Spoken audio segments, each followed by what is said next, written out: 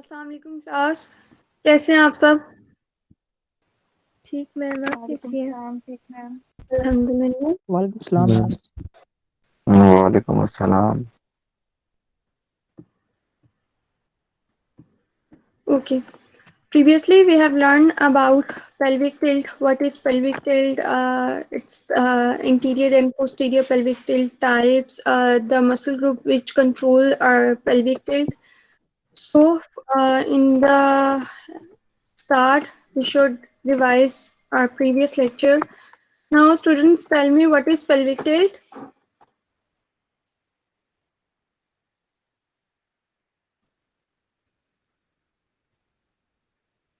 जी class.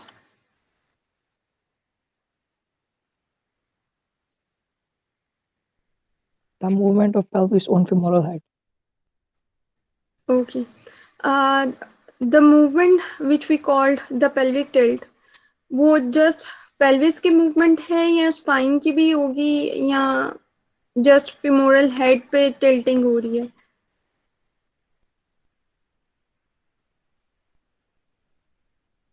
Ma'am question repeat कर दें please.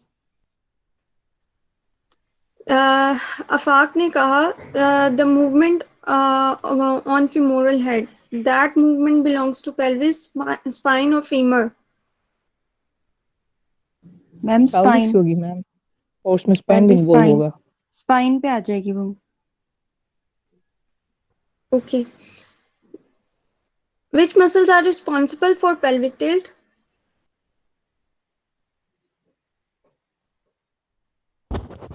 Muscles of lumbar spine and muscles of abdomen and muscles of legs and flexors of legs. Okay. Ramesh, when you call legs, then what it does mean? Either it is hip joint, knee joint, ankle joint, what?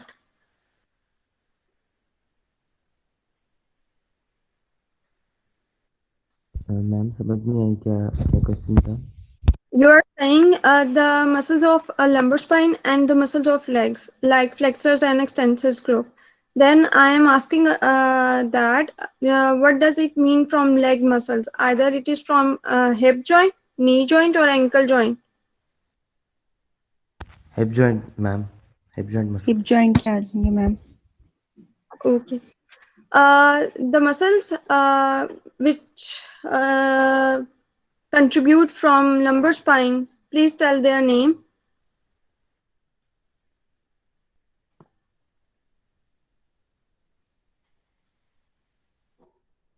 Ma'am abdominis muscles ma'am, laterally posterior extensor muscles। Abdominal muscles work as extensors or flexors of lumbar spine. Ma'am flexors के तौर पे work कर रहे होते हैं, ये flexion करते हैं, कॉन्ट्रैक्ट करते हैं, फ्लेक्शन करते हैं लंबर पे। Okay, very good. And then which muscles include in extensors group of lumbar spine? Extensor में मैम पोस्टीरियर पेल्विक टिल्ट आ जाएगा उसमें। I am just asking about the muscles which contribute or work as extensors of lumbar spine. Ma'am इसके lateral और posterior extensor muscles आ जाएंगे। particularly lumbar erector Very good. and quadratus lumborum multifidi muscles. Very good. Lumbar extensor muscles are those muscles which are located posterior part of our body. Clear? तो means उसमें हमारे पास जो muscles आ जाते हैं वो deep to superficial आ जाते हैं। Erector spiny deep है, जिसको हम लंबर इरेक्टर स्पाइनी भी कह सकते हैं, क्योंकि वो through out the spine run कर रहा होता है। तो स्पेसिफिकली लंबर स्पाइन में है तो लंबर इरेक्टर स्पाइनी हम कह देते हैं। उसके साथ ही मल्टीफिडस पड़ा होता है और ये सेगमेंटल मसल्स होते हैं। मीन्स 2 वर्टिब्रास को हम एक सेगमेंट कह रहे होते हैं और ये with in segment, her segment पे ये मसल्स होते हैं। और फिर क्वाड्रेटस लंबोरम, लेटिसिमस डोर्सा, ये थ्रू आउट हमारी बैक पे from our pelvis to our shoulder और स्कैपुला तक ये मसल्स रन कर रहे होते हैं लेटरली। मीन्स राइट साइड पे भी हैं, लेफ्ट साइड पे भी हैं. एरेक्टर स्पाइनी, मल्टीफिडस, ये सब राइट लेफ्ट हैं. ठीक है, तो ये सब रिस्पॉन्सिबल है. Okay, which muscles include as hip extensor muscles? हम पेल्विस मसल होते हैं वो ड्रॉप होते हैं आगे की तरफ और एब्डोमिनल मसल्स मैम. बैक की तरफ राइज होते हैं और ये हिप फ्लेक्सर में होती है, शॉर्टनर और हिप एक्सटेंशन में लेंथ होती है. Okay. Class, I am not asking about what is anterior or posterior pelvic tilt. I am asking about which muscles work as extensors of hip joint. Gluteus ma'am abdominal muscles. Ma'am gluteus muscles muscles hip extension के तौर पे काम करते हैं. Gluteus medius और gluteus minimus hip एब्डक्टर्स के तौर पे काम करते हैं. Very good. क्लास, जब हम किसी भी मूवमेंट के लिहाज से मसल ग्रुप पूछ रहे हैं, तो अब जिस तरह एक्सटेंशन पोस्टीरियरली परफॉर्म होती है, फ्लेक्शन इंटीरियरली परफॉर्म होती है, तो जो उस पोस्टीरियर डायरेक्शन में at the level of joint muscle attachment दे रहे होते हैं, वो चीज़ हम कहते हैं कि वो मसल्स इंक्लूड होती हैं हमारे उस मूवमेंट में.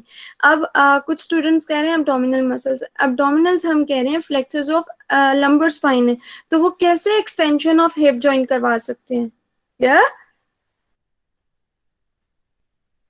Okay, Yes, ma'am. What is in anterior pelvic tilt?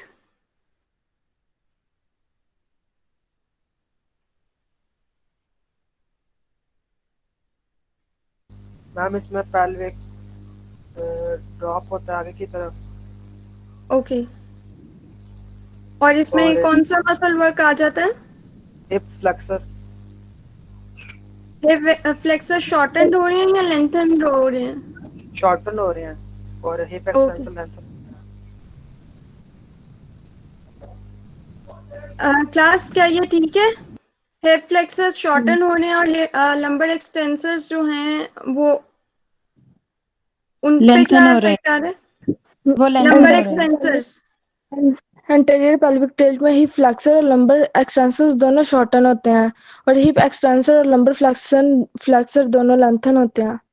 Very good. मतलब कि हिप फ्लेक्सर और लंबर एक्सटेंसर दोनों काम करते हैं इसमें और दोनों शॉर्टन होते हैं, और इनके जो अपोजिट मसल होते हैं उन्हें अलाउ करने के लिए लंबर एक्सटेंसर और हिप एक्सटेंसर और लंबर फ्लेक्सर लेंथन होते हैं. Very good. Okay okay class, ma'am ये बात हमने ही समझ. लास्ट टाइम जिस तरह हमने इंटीरियर पोस्टीरियर पेल्विक टिल्ट के बारे में रीड किया था, उसमें ये था, सबसे पहले हमने ये कहा था कि हमारे जो लंबर और हिप के मसल्स हैं, फ्लेक्सर्स और एक्सटेंसर्स, वो क्रॉस में वर्क कर रहे होते हैं. इंटीरियर टिल्ट है मींस इंटीरियरली पेल्विक ड्रॉप करेगा, और जिस साइड पे पेल्विक ड्रॉप कर रहा है मींस उस डायरेक्शन के मसल्स जो हैं वो कॉन्ट्रैक्ट कर रहे हैं. इंटीरियरली ड्रॉप कर रहा है तो इंटीरियर ड्रॉप कर रहा है, और इंटीरियरली अप साइड पे हम पेल्विस से अपवर्ड हमारे एब्डोमिनल्स हैं और पेल्विस से डाउनवर्ड हमारे हिप फ्लेक्सर्स हैं. तो डाउनवर्ड टिल्टिंग हो रही है तो हिप फ्लेक्सर्स शॉर्टेंड हो रही हैं, और posterior side of the pelvis upward lift हो रही है ना. जब इंटीरियरली, ये पेल्विस की पोजीशन है, इंटीरियरली डाउनवर्ड टिल्ट होगा तो हिप फ्लेक्सर्स हमारे शॉर्टेंड हो रहे हैं, और उसी तरह पोस्टीरियरली पेल्विस अपवर्ड लिफ्ट हो रहा है. तो जब अपवर्ड लिफ्ट हो रहा है तो इसका मतलब है कि हमारे लंबर एक्सटेंसर्स भी शॉर्टेंड हो रहे हैं, क्रॉस में काम हो रहा है. और इसी तरह हमारे एब्डोमिनल्स जो कि लंबर फ्लेक्सर्स हैं और हिप एक्सटेंसर्स वो लेंथन्ड हो रही हैं, वो अलाउ कर रहे हैं कि इंटीरियर टिल्ट हो जाए. Clear? Ji ma'am. Okay. Now, tell me the measurements for measuring anterior or posterior pelvic tilt.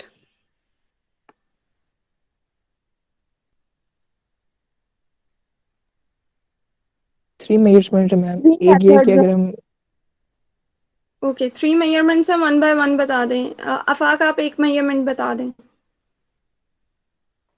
Ma'am जो हमारा प्यूबिक सिम्फिसिस है उसके ऊपर जो हमारा एंटीरियर पोस्टीरियर जो एलियक है उसको अगर एक लाइन में लाई कर रहा है तो हमारा जो है ना वो एक मेजरिंग मेथड है.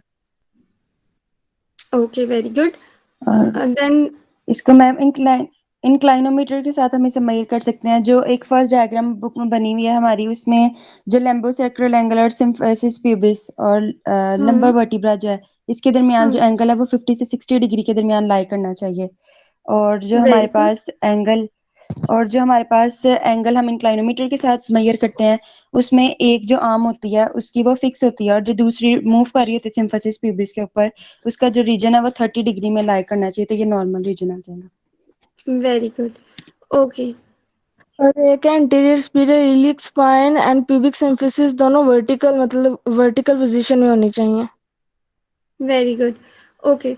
द लास्ट वन जिसमें हमने ये बात की थी कि इलियक क्रस्ट के लिहाज से, क्योंकि हमने कहा था कि पेल्विक बोन जो है वो 3 बोन से मिलकर बनी होती है, प्यूबिक बोन, इलियम और इस्चियम। इशियम और बोन। जी, और इसलिए इसको हम इननॉमिनेट भी कहते हैं। पेल्विक बोन का दूसरा नेम है इननॉमिनेट। क्लियर? अब हम एंटीरियर सुपीरियर इलियक स्पाइन और पोस्टीरियर सुपीरियर इलियक स्पाइन, जो कि एंटीरियरली और पोस्टीरियरली शार्प एजेस होते हैं, उनको अगर हमने पल्पेट करना हो तो हम इलियक क्रस्ट से वो पल्पेट कर रहे होते हैं। मीन लो विंग, जिसमें हम अपने लो बैक पे लेटरली अपने हैंड्स की प्लेसमेंट करते हैं, तो जो हमें बोनी सरफेस मिल रही होती है उसको हम इलियक क्रस्ट कहते हैं। और इलियक क्रस्ट को पल्पेट करते करते इंटीरियरली आएंगे, तो जहाँ पे इलियक क्रस्ट खत्म होगा वहाँ पे हमें इंटीरियर सुपीरियर इलियक स्पाइन मिलेगी, और जहाँ पोस्टीरियरली जहाँ पे वो खत्म होगा वहाँ पे हमें पोस्टीरियर सुपीरियर इलियक स्पाइन मिलेगी। जिस तरह इस डायग्राम में ये हमारे पास इलियक क्रस्ट है, ये हमें लिटरली पल्पेट हो जाता है, और जहाँ पे ये खत्म हो रहा है इंटीरियरली शार्प एंड बन रहा है, ये इंटीरियर सुपीरियर इलियक स्पाइन है, और posteriorly sharp and posterior superior iliac spine है। Okay, now the lateral pelvic tilt, third type of pelvic tilt है। its name represent that the pelvic will tilt or drops downward either in right side or left side when the right side of the pelvis is elevated. अब name represent कर रहा है left pelvic tilt, mean left side पे pelvic drop होगा as compare to right side of the pelvis क्या होगी, elevated होगी। और उसी तरह right pelvic tilt is when the right side of the pelvic is dropped down while the left side of the pelvis is elevated. अब ये हमें इस तरह की रिप्रेजेंटेशन मिलेगी। अगर ये पिक्चर सबको विजिबल है तो इसमें जो पेल्विस की ड्रॉप है वो लेटरल साइड पे लेफ्ट साइड पे ड्रॉप है और लेफ्ट साइड पे अपवर्ड है, तो मीन्स ये राइट पेल्विक टिल्ट है। क्लियर? मीन्स ये फ्रंटल प्लेन की मूवमेंट है। Lateral pelvic tilt frontal plane में होता है, एंटीरियर और पोस्टीरियर टिल्ट जो है हमारे पास सैजिटल प्लेन में होता है। क्लियर? Yes ma'am. ठीक है, तो ये लेटरल फ्रंटल जो लेटरल पेल्विक टिल्ट है ये फ्रंटल प्लेन में होता है, जस्ट लाइक एबडक्शन एडक्शन जिस तरह हमारी होती है। अब इसमें देखा जाए तो हमारी लेफ्ट साइड से पेल्विस ड्रॉप डाउन है, while from left side pelvis is upward. तो इस वजह से अब लास्ट टाइम हमने बात की थी, अब ये हमें किन रीजंस की वजह से मिल सकता है।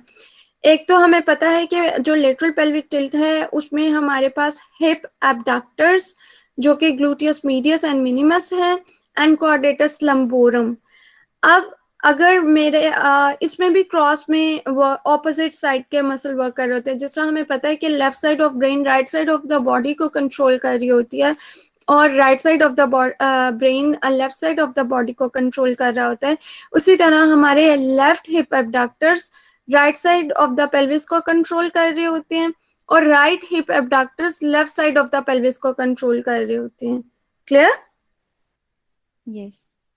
और ये जो हमारे पास लेफ्ट और राइट साइड बन रही है, इस एरिया में जो हमारे पास लंबर साइड फ्लेक्सर्स जिसको हम क्वाड्रेटस लंबोरम कहते हैं, ठीक है, लंबर साइड फ्लेक्सर्स किस साइड पे फ्लेक्स कर रहा है या आइदर ऑन राइट और लेफ्ट साइड, वो सेम साइड के कंट्रोल करेंगे। राइट लंबर और साइड फ्लेक्सर, मैं लंबर फ्लेक्सर नहीं कह रही, लंबर साइड फ्लेक्सर कह रही हूँ। Right lumbar side flexor right side of the pelvis को कंट्रोल करेगा सेम साइड की, और left lumbar flexor left side of the pelvis को कंट्रोल करेगा। Clear? Yes ma'am. Yes, ma'am. अब हमारे ma'am. पास अब हमारे पास रीजंस क्या आ जाती हैं लेटरल पेल्विक टिल्ट की, वो ये आ जाती हैं कि जब स्कोलियोसिस जिस तरह हमने स्पाइन में पढ़ा था, cervical, thoracic, lumbar, sacrum, coccyx, ये स्पाइन के डिफरेंट रीजन्स के अकॉर्डिंग उसके वर्टिब्रास डिवाइड हैं। और लॉर्डोसिस हमने लंबर एरिया में पढ़ा था कि इन लंबर कर्वेचर, जो एक्सटेंडेड लंबर कर्वेचर है उसे लॉर्डोटिक कर्व कहते हैं, और जो फ्लेक्स्ड थोरेसिक कर्व है उसको काइफोटिक कर्व कहते हैं। ठीक है, उसी तरह अगर, और ये जो लॉर्डोसिस और काइफोसिस है ये भी सैजिटल प्लेन में हो रही होती है। क्लियर? कि ये हम कह रहे हैं ये थोरेसिक स्पाइन की कर्व है, और ये हम कह रहे हैं कि ये लंबर स्पाइन की कर्व है। तो ये फ्लेक्शन एक्सटेंशन जिस तरह सैजिटल प्लेन में हो रही होती है, काइफोसिस और लॉर्डोसिस भी सैजिटल प्लेन में हो रही होती है, लेकिन जो स्कोलियोसिस है ये फ्रंटल प्लेन में हो रही होती है। इसमें जिस तरह इस पिक्चर में दिखाया जा रहा है कि ये ब्लू लाइन अगर हमारी लंबर स्पाइन इस तरह लेटरली टिल्ट कर जाए आइदर ऑन राइट और लेफ्ट साइड, इसको हम स्कोलियोसिस कहते हैं। क्लियर? ये लंबर स्पाइन पे भी टिल्ट की जा सकती है, लंबर थोरेसिक एक साथ भी टिल्ट किया जा सकता है, लेटरली शिफ्ट हो सकती है, तो इसलिए ये स्कोलियोसिस। तो इवन दो जब स्कोलियोसिस, अगर कोई पेशेंट हमारे पास स्कोलियोटिक पेशेंट आता है तो उसमें भी हमें लेटरल पेल्विक टिल्ट मिलने के चांसेस होते हैं। उसके साथ साथ अगर लेग लेंथ डिस्क्रिपेंसी हो, लेग लेंथ डिस्क्रिपेंसी क्या होती है कि दोनों लेग की जो लेंथ है उसमें डिफरेंस आ रहा हो। अगर एक लेग 40 इंच की है तो दूसरी लेग 38 इंच की है, तो उस चीज को जब, अब क्योंकि अगर हमारे दोनों फुट में डिफरेंस आ रहा है तो हमारे फुट जो फीट्स जो हैं वो एट ए टाइम फ्लोर पे नहीं लगेंगे। जिस तरह अगर हम एक फुट में अगर हम हील वेयर करते हैं और जस्ट अभी हम 1 फुट में उसको वेयर करें और दूसरा फुट में ना पहने, तो उसमें भी हमें पहले ड्रॉप मिलता है। क्लियर? तो वो लेग लेंथ डिस्क्रिपेंसी की एग्जांपल है। क्लियर? और उसी तरह अगर हम 1 लेग बेंड कर लें, अगर हम सिंगल फुट स्टैंडिंग करें, तो उसमें क्या होता है कि जो जिस लेग को बेंड किया हुआ है वो लेग बेंड होने की वजह से पेल्विस ड्रॉप होगा ड्यू टू ग्रेविटी पुल, तो उसमें भी हमें लेटरल पेल्विक टिल्ट मिलने के चांसेस होते हैं। Clear? Yes ma'am. Ma'am, Yes, ma'am. Scoliosis जो है वो जस्ट एक डिसऑर्डर है ना, वो नॉर्मल मूवमेंट नहीं होती। नहीं, स्कोलियोसिस जो है वो डिफॉर्मिटी है। ठीक है, वो बोनी लेवल पे भी हो सकती है और मस्कुलर लेवल पे भी हो सकती है कि आइदर मस्कुलर इम्बैलेंस हुआ, एक साइड के मसल्स बहुत टाइट हो गए हैं और दूसरे साइड के मसल्स लेंथनड और प्लस वीक हो गए हैं कि उसको कंपनसेट नहीं कर पा रहे, उस लेवल पे भी स्कोलियोसिस हो जाएगा। और अगर कोई स्पाइन के लेवल पे बोनी चेंजेस आ रहे हैं, वर्टिब्रास पे कोई बोनी चेंजेस आ रहे हैं, उस वजह से भी स्कोलियोसिस हो जाएगा। It's a deformity. Thank you ma'am. Okay, then जिस तरह हमने मैम प्रीवियसली, जी जी, मैम फिर तो जो लॉर्डोसिस है वो भी इसी में आ जाएगी, क्योंकि उसमें तो लंबर जब वो कर्वेचर आ रहा है उसमें, तो ये भी डिफॉर्मिटी होगी। नो, लॉर्डोसिस और काइफोसिस नॉर्मली हमारे जो थोरेसिक स्पाइन और लंबर स्पाइन की कर्व्स होती हैं हम उनको कह रहे होते हैं। अगर ये कर्व्स एक्सेजरेटेड हो जाएं और किसी भी पोजीशन के बाद चेंज ना हो, जिस तरह हम जब हिप फ्लेक्शन कर रहे होते हैं, या आगे हम देखेंगे कि हमारी लंबर स्पाइन हिप फ्लेक्शन के रेंज में किस तरह डिफरेंट होती है। इनिशियली न्यूट्रल होती है, देन हमारे पास जो है इंटीरियर टिल्ट होता है until 45 to 60 degree of range, and after 60 degree हमारे पास पोस्टीरियर टिल्ट आता है। ठीक है, मीन्स हमारी रेंज के साथ साथ ये टिल्ट चेंज हो रही होती है during hip and lumbar spine flexion. ठीक है, तो लेकिन अगर ये फिक्स्ड हो जाए, लॉर्डोटिक कर्व है वो फिक्स्ड है। ठीक है, मींस एंटीरियर टिल्ट के साथ हमारे पास लंबर स्पाइन में लॉर्डोटिक कर्व डेवलप होनी चाहिए, जबकि पोस्टीरियर टिल्ट में वो चीज हम कहते हैं लंबर स्पाइन फ्लैट हो गई है, और एक्सटेंशन को ही हम लंबर स्पाइन की एक्सटेंशन को ही हम लॉर्डोटिक कर्व कहते हैं। अगर वो with the movement of pelvis और हिप जॉइंट वो कर्व फिक्स रहती है, मीन लॉर्डोटिक रहती है या एग्जैजरेटेड कर्व हो जाती है, तब हम उसको डिफॉर्मिटी में लेंगे, अदरवाइज ये नॉर्मल फिनोमिनन, नॉर्मल कर्वेचर है। ठीक है ma'am. Clear? Okay. Yes. Okay, previously we have read about the measurements of anterior and posterior pelvic tilt. Then how can we assess our lateral pelvic tilt? So we can assess lateral pelvic tilt with the help of Trendelenburg sign.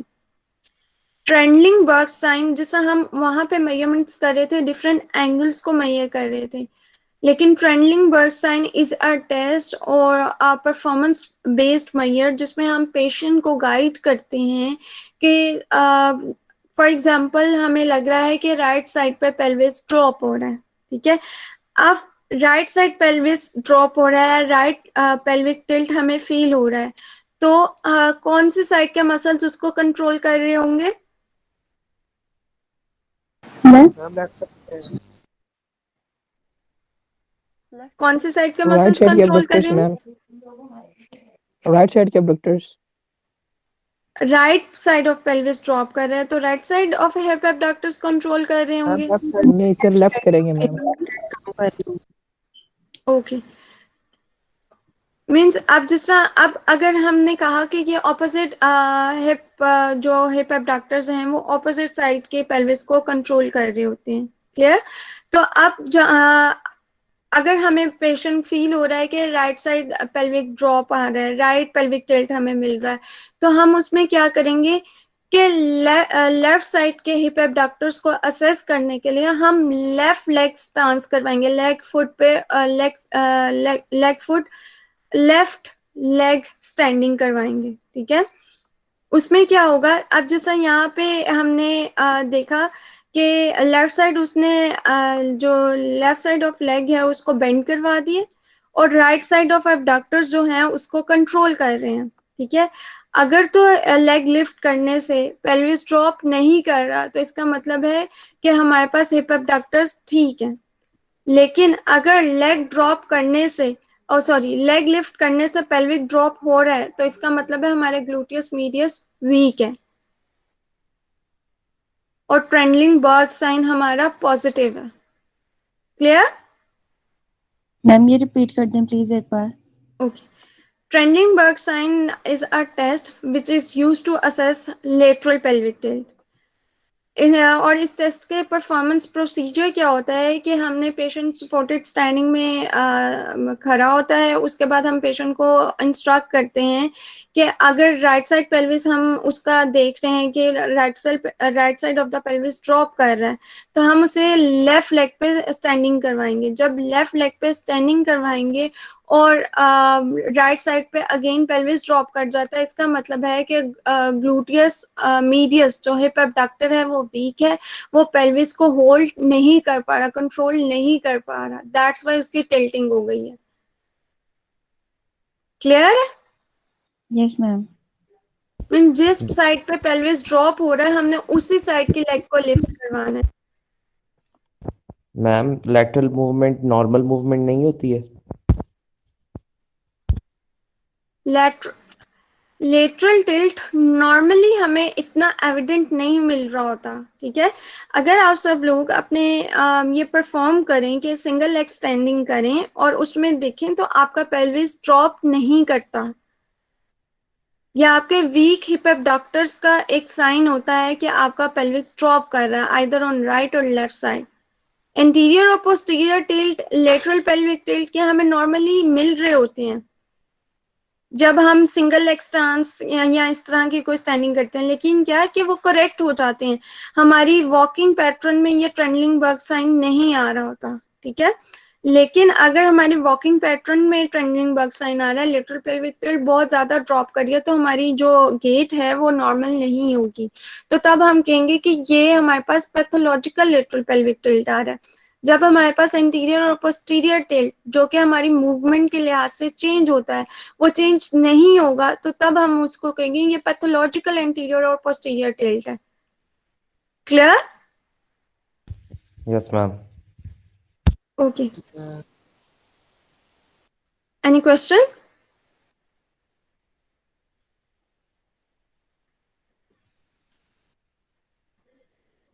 No ma'am. Ma'am Okay. टीरियर और posterior tilt है वो normal भी होता है और वो like pathological भी होता है, और जो लेटरल टिल्ट है वो जस्ट पैथोलॉजिकल होता है। Am I right? No, no. Interior tilt normally जो हमारा वॉकिंग पैटर्न है ना, मीन्स एबडक्टर्स, जब हमारी वॉक में, हमारी गेट में हमारा लेटरल टिल्ट भी आ रहा है, इंटीरियर टिल्ट भी आ रहा है, पोस्टीरियर टिल्ट भी आ रहा है, with reference to our different positions हमारे टिल्ट, ये पेल्विक टिल्ट चेंज होते हैं। लेकिन अगर ये टिल्ट किसी लेवल पे जाके फिक्स्ड हो जाएंगे, जिस तरह हमारी पोजीशन चेंज होती है नॉर्मली फिजियोलॉजिकली, वो अफेक्ट कर रही होती है हमारे पेल्विक टिल्ट को, वो चेंजेस ना आए, हम एक ही डायरेक्शन में फिक्स्ड हो जाए हमारा पेल्विस, तो तब हम उसे पैथोलॉजिकल टिल्ट कहेंगे, आइदर वो इंटीरियर डायरेक्शन में हो, पोस्टीरियरली हो, या फिर लेटरल हो। Okay ma'am. फर्दर हमारी आगे स्लाइड्स हैं जिसमें क्लिनिकल इम्प्लीकेशंस हैं, उसमें ये चीज़ें आपको और ज़्यादा क्लियर हो जाएगी। ठीक है, ये छोटा सा रैपअप है जिसमें बताया जा रहा है कि anterior plexus of hip and extensors of lumbar spine, जब ये मसल वर्क करते हैं तो हमारे पास एंटीरियर पेल्विक टिल्ट आता है। क्यों? क्योंकि फ्लेक्सस ऑफ हिप है, उन्होंने फ्लेक्सस ऑफ हिप ने क्या करना है, पेल्विक को डाउनवर्ड पुल करना है। उसी तरह extensors of hip extensors of lumbar spine, ये पोस्टीरियरली अबव पेल्विस हमारे लोकेटेड होते हैं। तो ये क्या करेंगे, एक्सटेंसर्स ऑफ लंबर स्पाइन है तो लंबर स्पाइन एक्सटेंडेड पोजीशन में होगा, लॉर्डोटिक पोजीशन में होगा। क्लियर?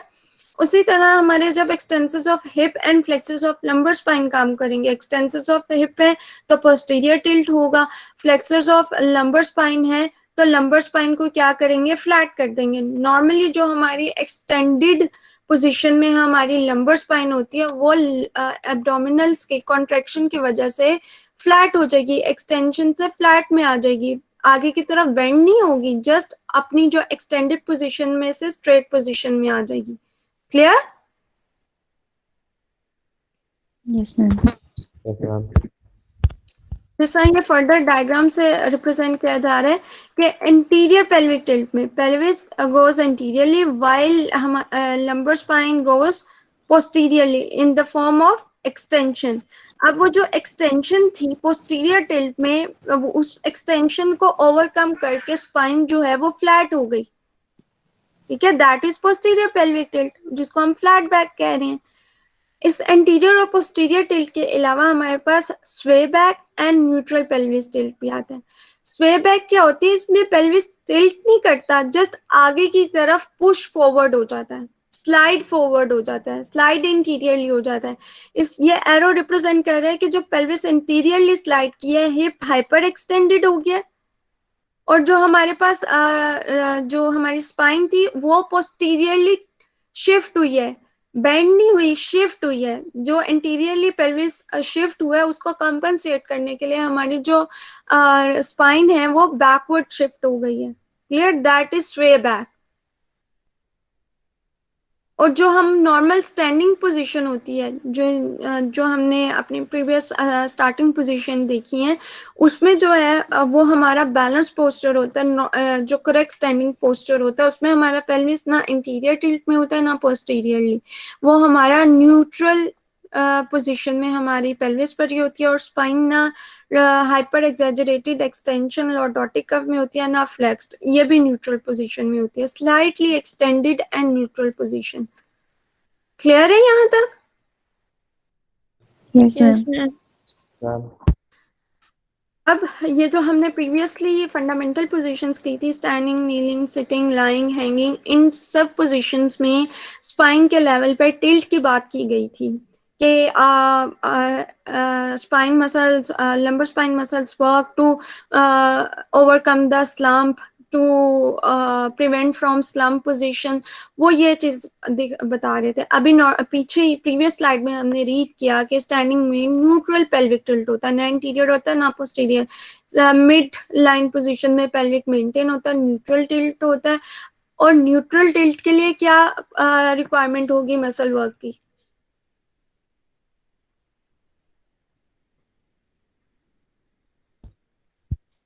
मैम न्यूट्रल में मसल्स जो हैं वो फुली एक्सटेंडेड और फुली रिलैक्स्ड नहीं होंगे, फ्लेक्स्ड नहीं होंगे।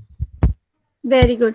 मीन्स हमारे दोनों साइड के group extensor flexors of lumbar spine as well as hip joint, ये दोनों मिड रेंज में काम कर रहे होंगे। मिड रेंज में चारों के चारों ग्रुप ऑफ मसल्स जो अराउंड पेल्विस जिन्होंने पेल्विस को कवर किया हुआ है, ये सब एट अ टाइम माइल्ड से कॉन्ट्रैक्शन में होंगे ताकि पेल्विस को न्यूट्रल पोजिशन में मेंटेन किया जाए।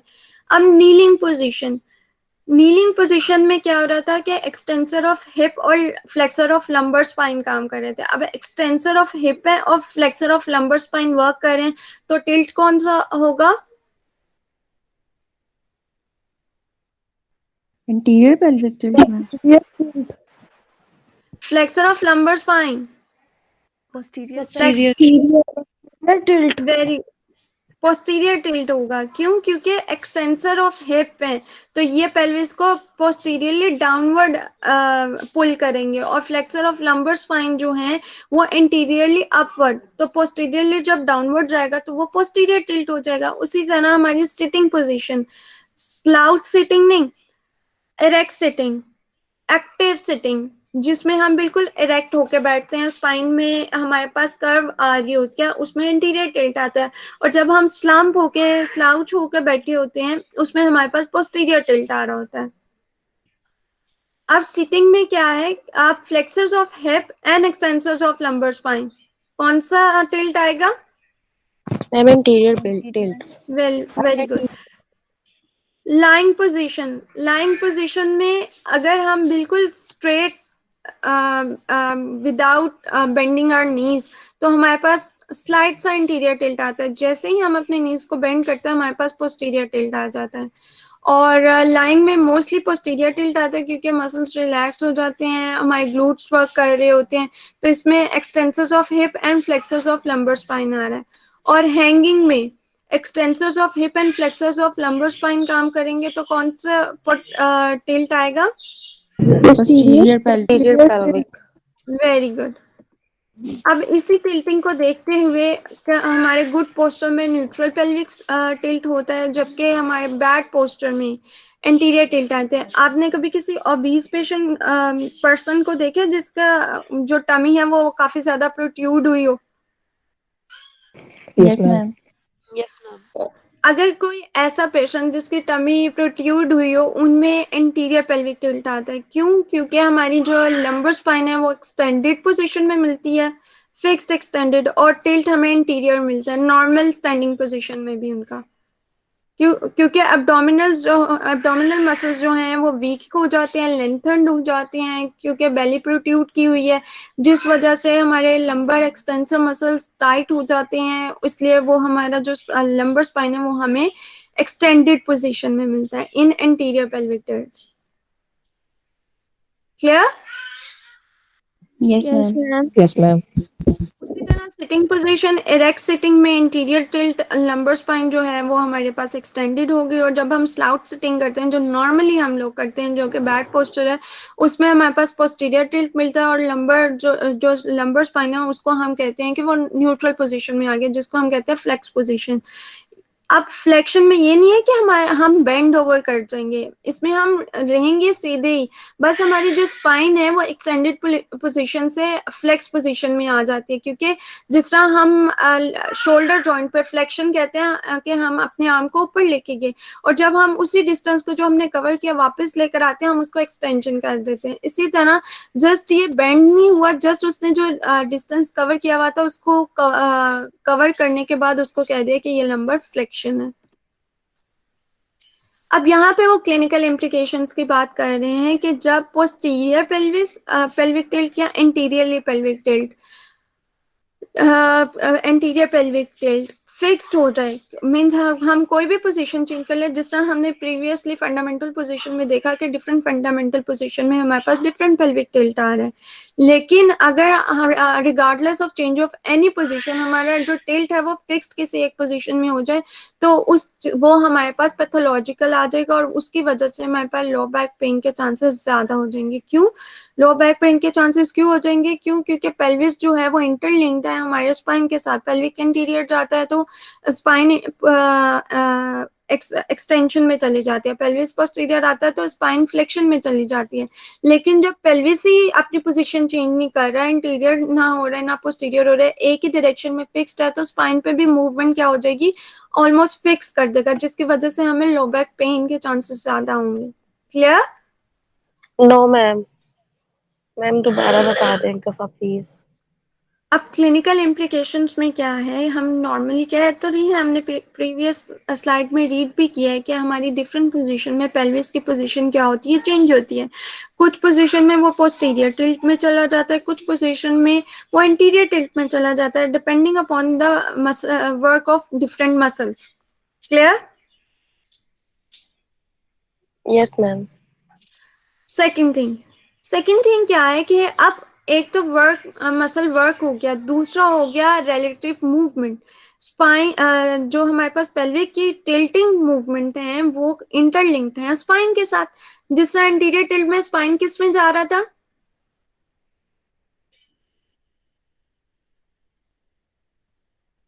इंटीरियर टिल्ट में स्पाइन में हॉलो होता है ना, एक्सटेंशन होती है। Very good. और पोस्टीरियर टिल्ट में स्पाइन की क्या मूवमेंट आ रही है? स्पाइन फ्लैट हो जाता है, हॉलो वेरी डिमिनिश हो गुड, जाता है। मीन्स फ्लेक्शन में चला जाता है। ठीक है, अब हमने कहा कि अगर टिल्ट चेंज होगा तो हमारे स्पाइन की मूवमेंट भी चेंज होगी, फ्लेक्शन एक्सटेंशन उसमें भी चेंजेस आएंगे। लेकिन जब हमारा पेल्विस ही फिक्स्ड हो गया आइदर इन एंटीरियर टिल्ट और पोस्टीरियर टिल्ट, तो स्पाइन भी क्या हो जाएगा? मीन जब पेल्विक ही चेंज नहीं हो रहा तो स्पाइन की भी हमें पोजीशन फिक्स्ड ही मिलेगी। फिक्स ठीक हो है, जाएगी वो वहीं पे। एज एज फिक्स नहीं हो जाएगी, बस हमें वो मूवमेंट फील नहीं होंगी, बहुत लो लेवल पे हो रही होंगी। क्योंकि पेल्विस अपनी पोजीशन चेंज नहीं कर रहा। तो जब ये चेंजेस नहीं आएंगे रिलेटिव टू अदर पोजीशंस, तो तब हमें क्या होगी, लो बैक पेन के चांसेस ज्यादा हो जाएंगे। क्लियर है? Yes yes ma'am. मैम। इसलिए ये कहा जाता है for the assessment protocols, when we have a patient with low back pain, we have to assess for pelvis as well. There is the lateral pelvic tilt. Then how this pelvic tilt, as the objective of our lesson is the pelvic tilt, use of pelvic tilt in the assessment as well as in the treatment protocol. So pelvic tilt will help in postural re-education, as it will help in proper pelvic positioning to maintain the tilt while moving your legs like in croc line. अब क्या होता है कि अब क्योंकि हम pelvic tilt करते हुए फील कर सकते हैं कि ये एंटीरियर टिल्ट हो रहा है या पोस्टीरियर टिल्ट हो रहा है, ये होती है लो विंग स्टैंडिंग। और इसी तरह अगर हम लो विंग सिटिंग में अपने हैंड्स को lateral side of low back पे रखें तो उस चीज को कहते हैं लो विंग सिटिंग। क्लियर? अब अगर हम लो विंग स्टैंडिंग, अब वो कह रही हैं कि we can assess our pelvic positioning, voluntary pelvic positioning. वो कैसे होती है कि जब हम लो विंग स्टैंडिंग या सिटिंग इस पोजीशन में अपने इलिक क्रस्ट पे हैंड प्लेसमेंट करते हैं, इस पोजीशन में हमारा डायरेक्ट हैंड इलिक क्रस्ट पे जाता है। क्लियर? स्टैंडिंग पोजीशन में जब हम इलिक क्रस्ट पे हैंड प्लेस करते हैं और इसी तरह पेल्विस को इंटीरियरली और पोस्टीरियरली टिल्ट करते हैं, तो वो उससे हम फील कर लेते हैं ये इंटीरियर टिल्ट है या पोस्टीरियर टिल्ट है। और इन लाइंग पोजीशन में हम क्या करते हैं कि हम लाइंग पोजीशन में ग्लूट्स को जो हमारे पास एब्डोमिनल मसल्स हैं, इनको ग्लूट्स को रिलैक्स रखते हैं। और इसमें क्या है कि जस्ट हम आर्च बैक बना रहे होते हैं, होलो सरफेस कर रहे होते हैं अपने लंबर स्पाइन के एरिया में। और जब हम उस होलो सरफेस को फिल कर लेते हैं तो वो हमारा पोस्टीरियर टिल्ट बन जाता है। क्लियर? मैम स्टैंडिंग वाला दोबारा बता दें। मैं बता देती हूँ। लाइंग पोजीशन में तो जैसा हमने लास्ट टाइम थोरेसिक वाली लिफ्टिंग को देखा था ना, लाइंग पोजीशन में ये चीज, लाइंग पोजीशन में जब हम होलो सरफेस बना रहे हैं, कर्व बना देते हैं, तो ये इंटीरियर टिल्ट हमें फील होगा, और जब हम उस कर्व को फील कर देंगे तो पोस्टीरियर टिल्ट होगा। और स्टैंडिंग पोजीशन में, जिसको हम लो विंग स्टैंडिंग कहते हैं, नॉर्मल स्टैंडिंग पोजीशन नहीं, लो विंग स्टैंडिंग, जिसमें हमारे जो हैंड्स हैं वो lateral side of the pelvis पे at the level of iliac crest होंगे। क्लियर? तो उस जब हम उस लेवल पे अपने हैंड की प्लेसमेंट करेंगे, तो उसके बाद जब हम पेल्विस की टिल्ट वगैरह करेंगे, तो वो उससे हमें पता चल जाएगा। मीन स्टैंडिंग पोजीशन में भी हम पेल्विस को रिलोकेट कर सकते हैं, आइदर इट इज एंटीरियर और posterior tilt. Clear? Yes, ma'am. Thank you. Okay.